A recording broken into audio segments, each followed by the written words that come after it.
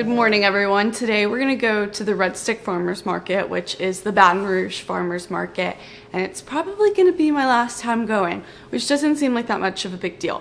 But the farmers market and like farmers in general have ended up being a pretty big part of my past 4 years in college and my journey with cooking and food and everything of that nature. My freshman year of college was in 2020, and so there's a lot of things you couldn't do, but the farmers market, the open air farmers market, was somewhere I could go. So I would go to the farmers market all the time, even though like I couldn't really buy anything because I was in a dorm, only had a microwave, but it was just a fun place to go. It was something to do on a Saturday. Then once I was in my off-campus apartment, I could, actually do some cooking from the farmer's market, and it became more of a routine to me. Also, if you're new here, I have a series called Made in Louisiana, where I visit different farms around Louisiana and talk to their farmers about their lives and how they grow or produce their product, and it's a lot of fun. I'm hoping I can get 1 or 2 more episodes in, we'll see, before I move to New York City, because obviously I can't really do Made in Louisiana from there, but it's been so much fun. I started it as my senior thesis project, and that really ties in to why I love the farmers market so much, because I love learning about farmers. I love knowing where my food comes from. I think it makes me a better cook, and I think it's just a lot of fun, and there's so much to learn. But the plan is to go to the farmers market, see what's good, grab a few things, and then we're gonna come back here and we're gonna do some cooking.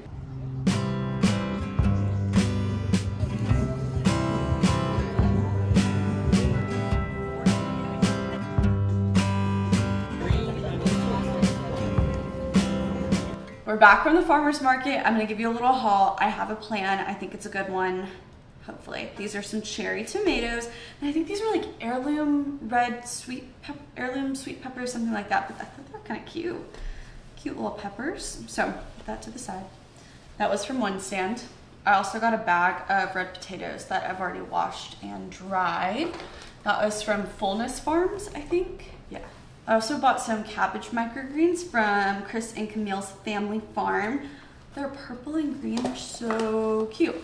I also grabbed some whipped feta from Southern Maids Dairy, which you may be familiar with because we did an episode of Made in Louisiana with Southern Maids Dairy, and I've never tried the whipped feta. I'm excited about it. I've heard it's really, really great, and they just do a great job with all of their products, so highly recommend. And then this next one, this is crazy. We have some ground water buffalo meat from Bayou Sarah Farms in St. Francisville. I'm really excited about this. And I Googled it and I was like, had bison, water buffalo, is that the same? No, not the same thing. Water buffalo is not from the Americas, bison are, I believe. Fact check me, please.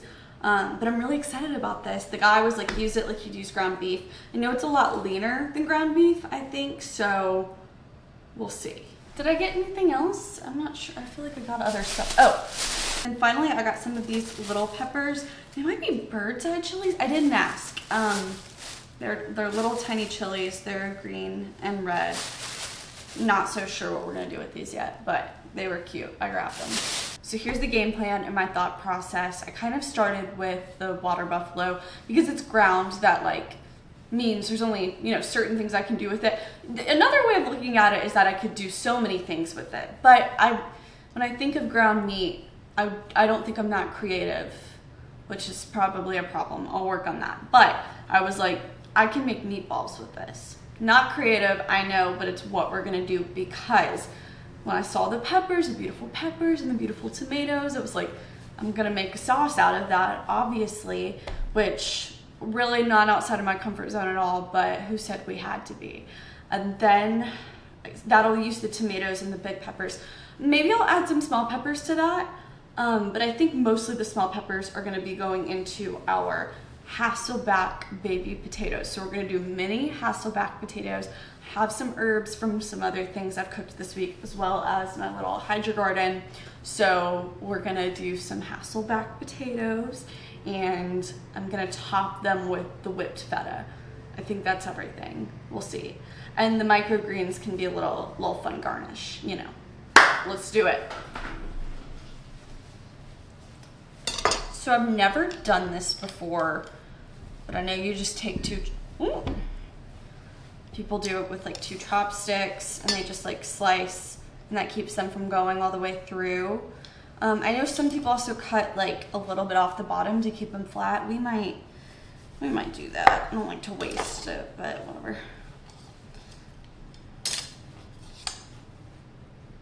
Yeah, I cut the bottom off. I think that's a safer bet. I'm just gonna do little thin slices. Okay, there we go. We have little layers, and as they cook, they'll kind of open up a little bit on their own.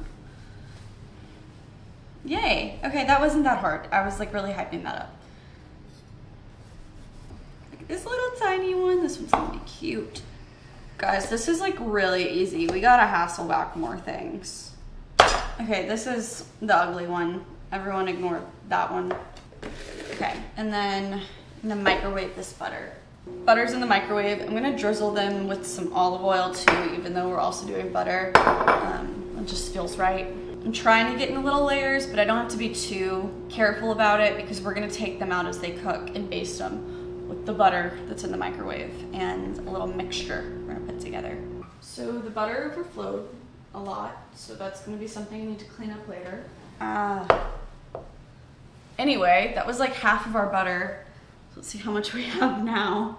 Okay, this is just gonna go in a new bowl because it's a mess. Ow! No way. I was trying to be good and tell you guys the measurements as I go because I'm kind of bad about that sometimes. But now that all of our butter is gone, I don't really know how much that is. Probably like 3 or 4 tablespoons. I'm gonna say that's 1/4 of a cup.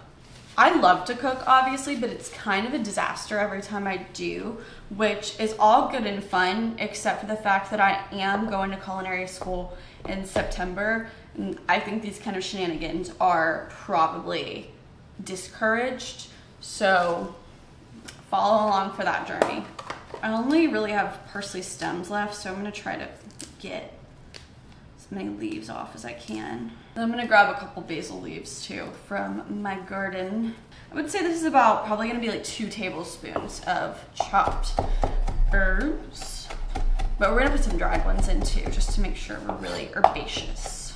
Seriously, I am so excited about culinary school. I really haven't talked about much of that on social media, but obviously I need to because I cook on social media and I'm going to cooking school. Like, very much in the topic. This is gonna get a pretty hefty pinch of salt and maybe some garlic. Yeah, garlic. Okay, I think I'm gonna go ahead and pour like half of this onto the potatoes, and then the other half can be for basting while they cook. I'm really trying to get them in those layers, but again, they'll open up more once they're actually cooking. Oh, I was supposed to put dried rosemary too. It's okay, we can add that. I love rosemary. Ready? That was fun. One of them kind of fell apart, but that's okay. That was too much fun, maybe. Okay, I'm taking some of that butter, kind of getting on the pan. I don't think they'll stick, but maybe. And then the oven is already preheated to 400 degrees. And then these are gonna go in probably, like, if I had to guess, less than an hour, maybe like 45 minutes-ish. That should be perfect because it's 5:45 right now. I told my dinner guest that dinner will be ready at 7:30, so we actually might be ahead of schedule. Now I'm gonna prep the tomatoes and peppers. They really just need a little rinse. I'm wondering how many of these peppers should I use? I guess I could just eat one.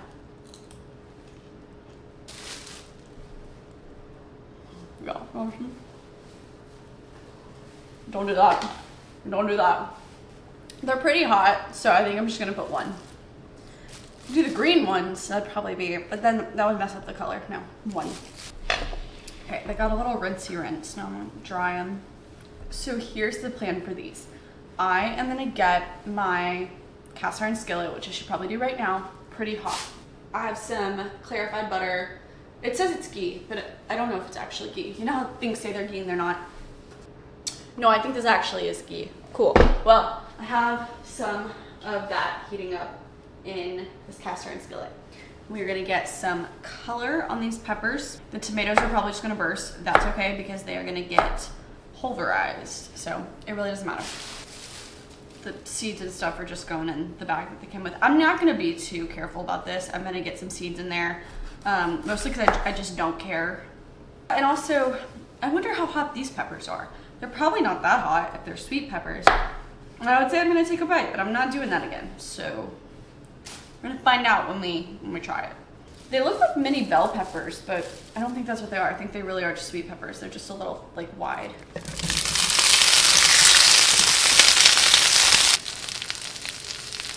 We're almost done with the chopping. I have to talk a little louder so you can hear me. We're gonna do a couple of cloves of garlic. I think I'm actually gonna grate it. And I was gonna chop the shallot, but you know, I actually grated an onion into some meatballs the other day and it was really good. So we're gonna do that again. We're gonna grate the shallot, not the onion. I love shallots though. I'm such a shallot gal. Big shallot fan. Big onion fan too. That's fine. Big shallot fan.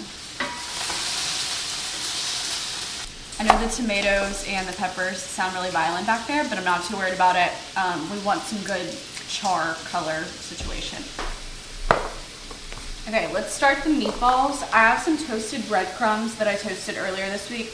Normally I just like use normal breadcrumbs, but since we have them, I'm gonna add a little bit of milk to rehydrate the breadcrumbs. Water buffalo are a little bit leaner than like a cow. And sometimes I do this, sometimes I don't, even with like normal beef. So thought it would be good to just add some extra like fat flavor to it. Okay, I'm grating in the garlic and the shallot. The grating the onion or shallot really is good for meatballs, but it's a lot of work. It's also kind of messy and kind of dangerous, so you could totally, I mean, I don't think anyone's like recreating this, but if you were, just chop it, but that's fine.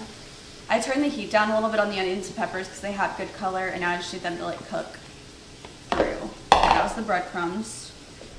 Also adding in an egg, and I made some sacrifices for this egg. So after the farmer's market, I was like kind of thinking like, okay, like what am I gonna make today? And I was like making my plan, and I knew I was gonna do meatballs, but I remembered I was out of eggs because I used them all in a quiche. And I was like, okay, I need to stop for eggs. I'll go after I finish cat sitting. But the thing is, when I cat sit, I wear other clothes. I changed out of this into like a t-shirt and like pajama shorts, honestly. If I'm being honest, they were like kind of, not really, but like kind of. I mean, they were. Because I like to like completely change and take a shower after I cat sit. Because I do have a cat who means the world to me, and I would hate to give her any illnesses. And honestly, I think it's like really hard to give like cat to human to cat sickness. I don't even know if that's a thing. So, but long story short, I like to be sure. And so I realized I had to go get those eggs and the t-shirt and like pajama shorts. And I was like praying, I didn't see anyone, and I didn't, so. Because like the cat's not gonna judge what I'm wearing, you know? But I should have worn something else, I just totally forgot. Water buffalo. I'm adding a pinch of salt. Probably about like half a teaspoon. I don't know. When I say these measurements, I'm kind of just guessing. Garlic powder. That's a lot. Onion powder. Oregano. Dried basil. I always try to start with a spatula, but then I just have to man up and get in there. Okay, you're gonna come join me over here for now. Now that we're over here, let's do some basting on these potatoes. I'm trying to like get in there. I think the tomatoes and peppers are in a good place. Adding the tomatoes and peppers into a deli container, I'm gonna blitz it up. Okay, to that, I'm gonna do a little splash of red wine vinegar.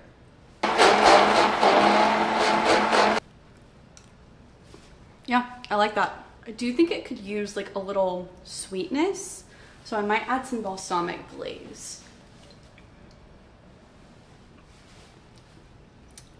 Yeah, I just need something to like counteract all the acidity. Perfect. I think to save on dishes, I'm just gonna form the meatballs right into the pan. Okay, I made 11 meatballs, but a couple of them are a little too big, so would have made a perfect 12 if I did it beforehand.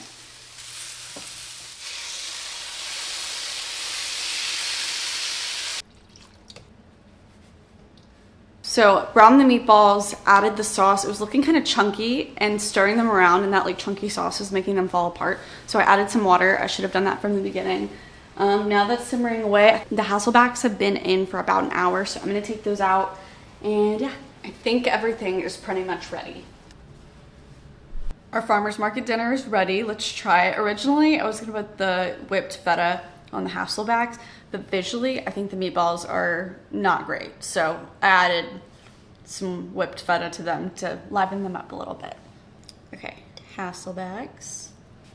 I love a good hasselback. Let's try the meatballs. I'm very interested.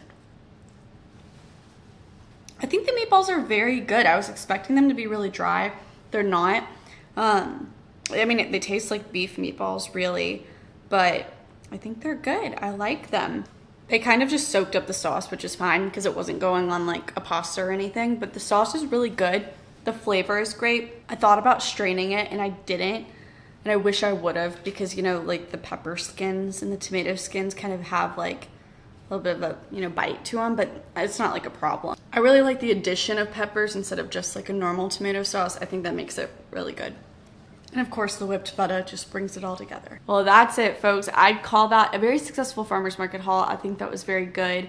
Every time I cook something where I'm like using ingredients that are in front of me and like trying to make something with it, I feel like I learned so much, so it's really good practice. As sad as I am to leave the Baton Rouge farmer's market, because I have enjoyed my time shopping there, I'm so excited for all of the food opportunities in New York that are to come. But that's all. My guest is about to be here. I'm not gonna tell him. It's Luke, it's my boyfriend. I'm not gonna tell him that I started eating without him, but obviously he knows, because he knows I was filming. So yeah, it's time to eat. And then I think we're gonna watch House of Dragons because he's been on vacation, so we're an episode behind. We gotta catch up because another one comes out tomorrow. But yeah, if you liked this video, give it a like, subscribe to my channel, and I will see y'all next time. Bye.